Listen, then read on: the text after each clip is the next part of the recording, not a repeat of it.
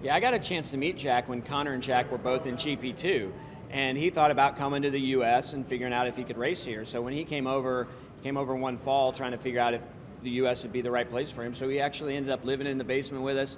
He went on a Thanksgiving trip with us where we ended up going skiing together out at Vail. So we got to spend quite a few evenings with Jack living in the basement. He was great to have. Beth, my wife, loved Jack because Jack and Beth would get in these long conversations about everything that wasn't racing.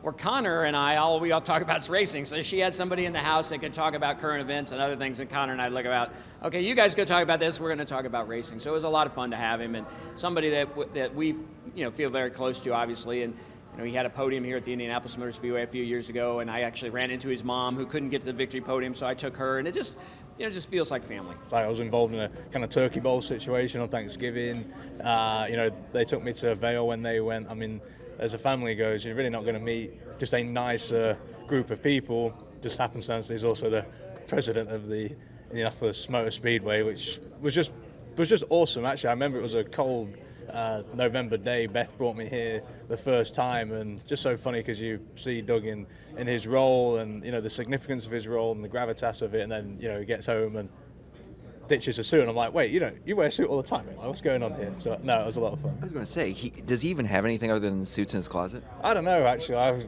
To be fair, he's got such a strong suit game that I was just going to start going through them and taking bits and bobs out of his wardrobe that I'm noticing, but I didn't actually do that. But it's a nice thought.